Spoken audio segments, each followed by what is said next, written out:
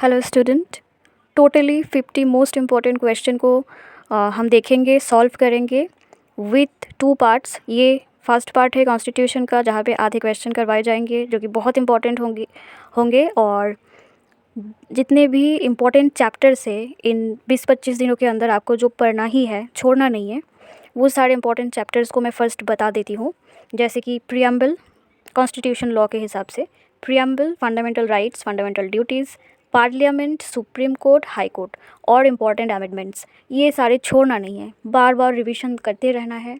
और मैंने जो ये 2 सीरीज़ के अंदर क्वेश्चन देने वाली हूँ, बार बार देखना है, क्वेश्चन को फॉलो करना है, क्वेश्चन पैटर्न को फॉलो करना है और इम्पॉर्टेंट क्वेश्चन है इसमें से भी आ सकता है, वहाँ पे ध्यान देना है आपको। अब चाहे तो नोट्स कर ले सकते हैं और जब भी आप इस क्लास को देख रहे हैं पेन और पेपर लेके बैठना, जो भी इम्पोर्टेंट ज़्यादा लगे मतलब आपको, वो आप नोट कर सकते हैं, आप स्क्रीनशॉट ले सकते हैं, लेकिन क्वेश्चन को प्रॉपरली करना है। फर्स्ट क्वेश्चन है, the constitution 96th Amendment Act 2011 altered the language of Odia in 8th schedule as, चारों ऑप्शन देखो, ओरियन, ओडिया, ओडिया और ओडिया। यहाँ पे बहुतों को ऐसे कन्फ्यूजन हो सकता है कि ये कैसी ऑप्शंस हुई, बट एक्चुअली यहाँ पे क्या हुआ था बेटा, यहाँ पे लैंग्वेज को चेंज कर दिया गया था 2011 में। 19th अमेंडमेंट एक्ट था वो, वहाँ पे लैंग्वेज को चेंज कर दिया गया था। जैसे पहले था ओडिशा, अभी क्या गया है ओडिशा, मतलब स्पेलिंग पे चेंज हुआ है, लैंग्वेज चेंज किया गया था, राइट। तो इसका आंसर होगा ऑप्शन डी, ओडिया। ओडिया से ओडिया कर दिया गया।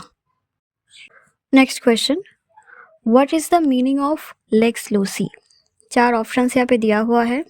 First one, law of land. Second है, sovereignty is essential for enacting laws. Option C, law of the land is supreme. And option D, crown has supreme authority.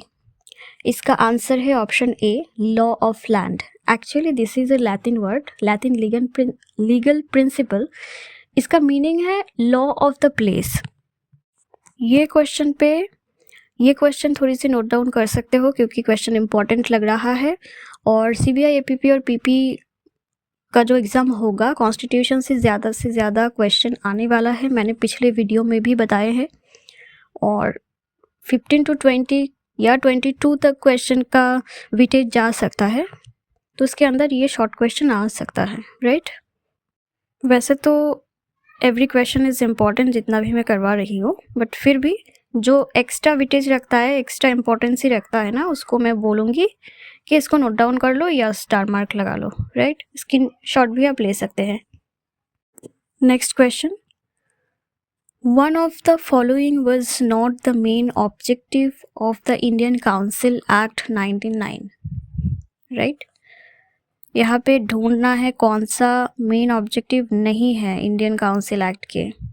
चारों option दिया गया, चारों ऑप्शन में है increase the size of the legislative council, enlarge the functions of the legislative councils, secure the support of the moderate section in the Indian National Congress, and option D है decrease in the proportion of the elected members। इसका answer होगा option D, decrease in the proportion of the elected members। मतलब members को घटा देना इसका main object नहीं था ये इंडियन काउंसिल एक्ट का। Next question, the first session of the Constituent Assembly was held on 9th December 1946, 26th November 1949, 15th August 1947 and the last one is 26th January 1946। इनका answer है, इस question का answer है 9th December 1946। Option A is correct. Next question, ये question important है। In which case it was held by the Supreme Court that preamble is the basic feature of the Constitution। चारों options में cases का नाम दिया है। ए पे है गोलकनाथ केस, फिर मनेका गांधी और फिर स्वर्ण सिंह और केशवानंद भारती। मुझे नहीं लगता इस क्वेश्चन का आंसर मुझे देना चाहिए क्योंकि every law student it's knows about that, क्योंकि सबसे पहले जिस दिन एक लॉ स्टूडेंट कॉलेज के क्लास में एंटर करते हैं ना, तभी से केशवानंद भारती का केस स्टार्ट हो जाता है, राइट। तो इसका आंसर भी ऑप्शन डी है, केशवानंद भारती। केशवानंद भारती इस केस में बताया गया था, supreme court declare that preamble is the basic feature of the constitution. Next question, ये क्वेश्चन भी इम्पोर्टेंट है। In which case the Supreme Court held that the preamble is not the part of the Constitution? कौन से case में बताए गए थे, right. ए के गोपालन केस, बिरुवरी केस, फिर मिनार्वा माइल्स केस, और फिर ए के एंटोनी केस। इसका आंसर है ऑप्शन बी, बिरुवरी केस। केस के ऊपर शॉर्ट थोड़ी सी एक्सप्लेन कर देता तो अच्छा होता, लेकिन शॉर्ट क्वेश्चन से इम्पॉर्टेंट 50 क्वेश्चन हम ख़त्म करेंगे इस सेशन में, तो इसके बारे में नहीं करते बातें। और मुझे ये लगता है ऐसे बिरुवरी केस, फिर केशवानंद भारती वाला केसेस के ऊपर काफ़ी जानकारियाँ होती है एलएलबी स्टूडेंट के, right. Next question, the word socialist, secular and unity and integrity of the nation were made to our constitution by in which amendment? Actually this is the question. 42nd amendment या 44th amendment या 46th amendment या none of above? इसका answer होगा option A, 42nd amendment of the constitution. अच्छा, और एक question, mini constitution के बारे में क्या जानते हो? मिनी कॉन्स्टिट्यूशन क्या है? अगर कुछ भी मिनी कॉन्स्टिट्यूशन के बारे में पता है तो यू कैन कॉमेंट बिलो। करो कॉमेंट, नॉट कैन, करना है, क्योंकि ज्ञान बांटने से ज्ञान बढ़ता है, राइट। आप अगर कमेंट करोगे, फिर कोई अगर वो कमेंट अगर देखता है, फिर उनको भी पता चल जाएगा, हेल्प करना चाहिए, right. Okay, next question, which one of the following statements is correct? Option A, preamble of the constitution is the part of the constitution and can be amended under article 368. Option B, preamble of the constitution is not a part of the constitution and cannot be amended. Option C, preamble is the part of the constitution and can be amended only if no change in the basic structure is made. And option D है, preamble can be amended by parliament simply by an objective resolution. According to article 368, parliament का ये power तो है कि constitution के amendment कर सके, लेकिन प्रीएम्बल को नहीं। जैसे preamble is the part of the constitution, that is absolutely correct, but parliament एक ही कंडीशन पे प्रीएम्बल को चेंज कर सकता है, प्रीएम्बल को अमेंड कर सकता है। वो एक कंडीशन है कि बेसिक स्ट्रक्चर को जैसा है वैसे ही रहने देना है, उसको चेंज नहीं कर सकते। अदरवाइज उसको सेम रख के अगर कुछ चेंज कर पाए तो कर सकते हैं, ऐसा। तो option C is the correct answer. इस क्वेश्चन का क्वेश्चन इम्पॉर्टेंट भी है, मार्क करके रख लो। Next question, the preamble of our constitution is solemnly resolved to secure to its people, right. Option A पे है justice, social, economic and political liberty of thought, expression, belief, faith and worship and equality of status and opportunity. Option B में है fundamental rights and duties, फिर है civil, political and economic fundamental rights, and then parliamentary form of government. इसका answer सीधा सीधा ए ही है, आपको मिल जाएगा। वो तो कॉन्स्टिट्यूशन के जो बेयर एक्ट है या टेक्स्ट बुक है उसका तो पहले ही ये सब लिखा हुआ है। A is the correct answer. फिर और एक क्वेश्चन देखो, the solemn resolution in the preamble of our constitution is made in the name of people of India, constituent assembly of free India, constitution of India, Indian independence act 1947. The answer is people of India. Option A is correct answer. Next question, ये question आ सकता है।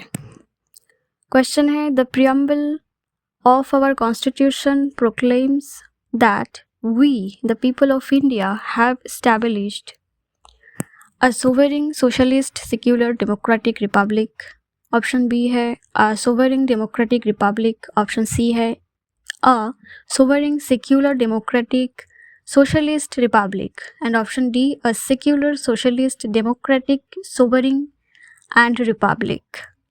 यहाँ पे बच्चे कॉन्फ्यूज़ हो जाते हैं क्योंकि सारे चीज़ें, जितना भी यहाँ पे चीज़ें हैं जैसे sovereign, socialist, secular, democratic, Republic, everything preamble पे मौजूद है, राइट। लेकिन किसके बाद कौन से वर्ड के बाद कौन से वर्ड है, अगर ऐसे ऑप्शंस में घुला दे तो फिर आप कॉन्फ्यूज़ हो सकते हैं। इसका आंसर ऑप्शन ए होगा, और ये याद रखना, सोवरेन, फिर सोशलिस्ट, फिर सेक्युलर, फिर डेमोक्रेटिक एंड लास्ट में है रिपब्लिक, राइट। ये 4-5 इस 5 चीज़ों को अगर घुमा फिरा के दे तो कॉन्फ्यूज़ मत होना। पहले सोवरेन है, फिर socialist, secular, democratic and Republic. Okay, next question. In the case of Golaknath versus State of Punjab, it was remarked that our preamble contains in a nutshell its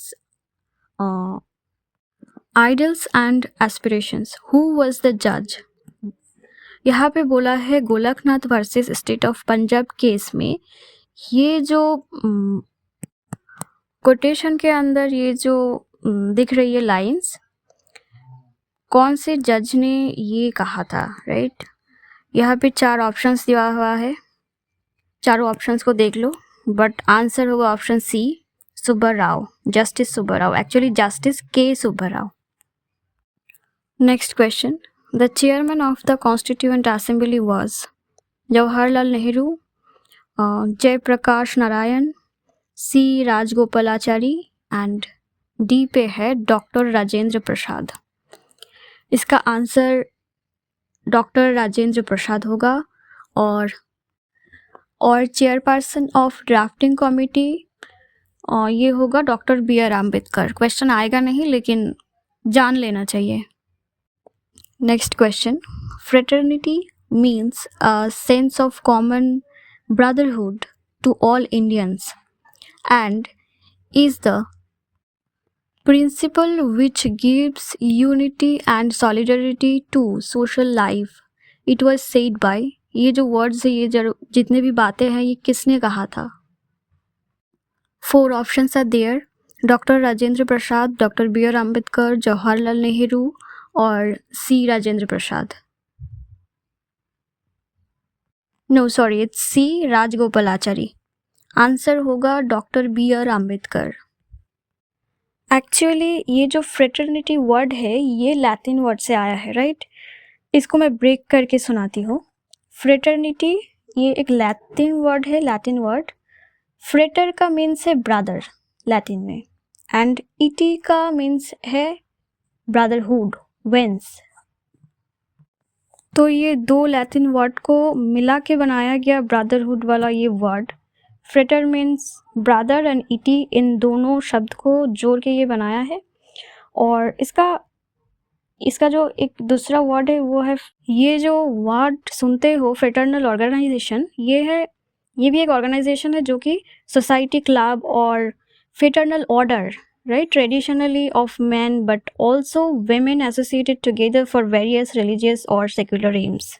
women's भी टोटली शामिल हो सकते हैं ऐसे social club में for various religious और secular AIIMS. ये सारे डॉक्टर बी आर अम्बेडकर ने सोचा था। देख लिया कितनी सारी चीज़ें समझा रही हूँ, एक एक चीज़ें ब्रेक करके समझा रही हूँ। एक्चुअली क्या है ना, हमारी ना बेसिक नॉलेज डेवलप नहीं हो पाई है। ये जो मतलब एग्ज़ाम से पहले बहुत प्रेशर ले लेना, फिर प्रेशर ऐसे ही आ जाता है, राइट। उसके बाद सब्जेक्ट को मतलब स्टेप बाय स्टेप हम ख़त्म नहीं कर पाते, बहुत सारे सब्जेक्ट छूट जाते हैं एग्ज़ाम से पहले। और ये कॉम्पिटिटिव एग्ज़ाम है, कोई सब्जेक्ट छूट जाएगा फिर एग्ज़ाम में क्वालिफाइड नहीं हो पाएंगे, राइट। हमारी ना बेसिक नॉलेज डेवलप नहीं हो पाई है। टीचर्स ज़्यादा कॉलेज में तो समझाए नहीं है, अभी खुद से ही सब कुछ करना पड़ता है। तुम ये सोचो बेटा, अगर कॉलेज के पहले दिन से ये जो कॉन्ट्रैक्ट है, कॉन्स्टिट्यूशन है, टॉर्ट है, फिर क्रिमिनल लॉज, सिविल लॉज, इसका जो बेसिक नॉलेज है, बेसिक स्ट्रक्चर इस सारे सब्जेक्ट का, ये अगर हमारे अंदर बिल्ड होता ना पहले से, तो आज ये इतनी प्रॉब्लम नहीं आती। देखना बहुतों के साथ ऐसा होगा कि एग्ज़ाम हॉल में एग्ज़ाम दे रहे हैं, थोड़ी सी टाइम के अंदर इतने सारे सवालों के ओएमआर शीट भरनी होती है और कुछ ना समझ ही नहीं आता, क्वेश्चन डिमांड क्या कर रहा है वही समझ नहीं आता बच्चों को। ये मेरे साथ भी पहले हो चुका है, इसीलिए बता पा रही हूँ। कॉलेज बस फीस लेके चले जाते, कुछ सिखाते नहीं है। Next question, the words socialist and secular were inserted in the preamble by option से 15th amendment, 39th amendment, 42nd amendment and 44th amendment. इसका आंसर होगा option C, 42nd amendment. Next question, through the major part of the constitution of India come into force on January 26, 1950। The provision relating to citizenship, elections, provisional parliament and temporary and transitional provisions come into force with immediate effects from date कौन सी है? 15th August 1949, 30th June 1948, 26 November 1949 and the option D है 26 June 1950। इसका answer होगा option C, 26 November 1949। Next question, consider the following statements with reference to the term secularism। ऐसे question CBI, ABP और PP का favourite question है, मतलब ऐसे pattern के क्वेश्चन, ऐसे क्वेश्चन ज़्यादा देते हैं इस पैटर्न के। नंबर 1 पे है, secularism means that the state has no recognised religion of state, मतलब ऐसे स्टेट कहीं वहाँ पे स्पेसिफिक रिलीजन के बारे में उतना बहुत उतार चढ़ाव नहीं होता है। Number 2, secularism means that the state treats all the religious equality, मतलब कोई भी स्टेट में रिलीजियस इक्वलिटी एकदम सेम है, हिंदू, मुस्लिम, सिख, ईसाई, ऐसा कुछ नहीं है कि ये कम है वो ज़्यादा है, सब मिल बांट के रहते हैं। एंड नंबर 3 पे है, secularism means that secularism means that the state regulates the relation of man with God. ये तो बिल्कुल नहीं हो सकता, तो इसमें which of these statements are correct? कौन कौन से statement is correct? I mean कौन से statements are correct? तो obviously 1 and 2, ये 1 and 2 कहाँ पे है? ओके, ऑप्शन बी में है 1 and 2 और ऑप्शन बी ही करेक्ट आंसर होगा, क्योंकि पहले 2 ही सही है लेकिन third one it's not correct.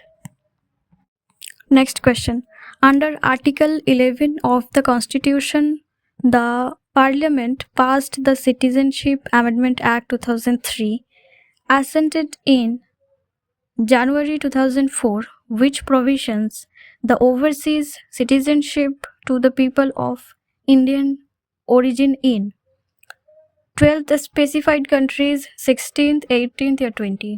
Option is B, 16th specified countries। Next question, ऐसे पैटर्न के क्वेश्चन भी बहुत पसंद है यूपीएससी वालों को।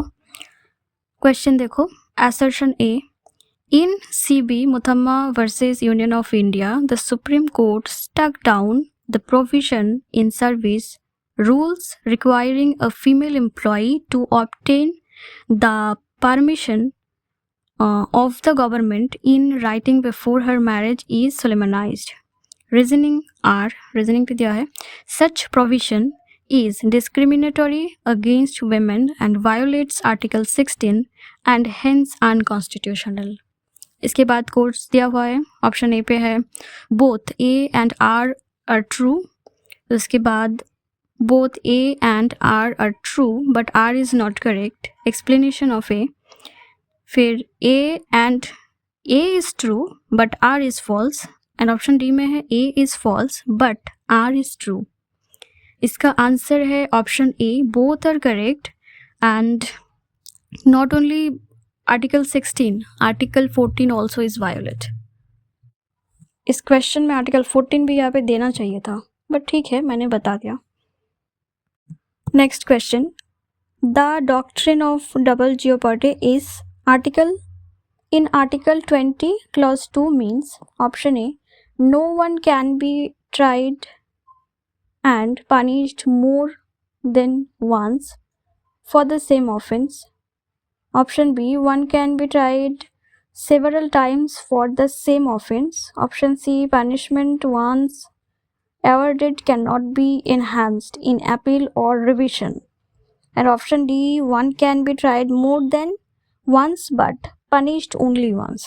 Option होगा A. Option A is correct. No one can be tried and punished more than once for the same offense. Next question, ये question थोड़ी interesting है. Arrange the decisions of the Supreme Court on fundamental right relating to personal liberty in correct chronological sequence. यहाँ पे 3 cases के नाम दिया गया है, लेकिन कौन से केस के बाद कौन सा केस आए तो क्रोनोलॉजिकली ये सीक्वेंस बनते जाएंगे, यही पूछा है यहाँ पे. First one is Maneka Gandhi versus Union of India. Next है ADM जबलपुर वर्सेस शिवकांत शुक्ला. और नंबर 3 पे है AK गोपालन वर्सेस स्टेट ऑफ मद्रास. इसका आंसर होगा ऑप्शन A 3, 2, 1. सबसे पहले ये 3 नंबर का आएगा AK गोपालन वर्सेस स्टेट ऑफ मद्रास, और फिर आएगा ना option 2 ADM Jabalpur versus Shivkant Shukla, and then last में आएगा Maneka Gandhi versus Union of India. Case के ऊपर डिस्कशन नहीं कर सकते बेटा, क्योंकि ये MCQ सीरीज़ है. If you need and want to know about this cases, फिर you can comment below. I will definitely do something for you.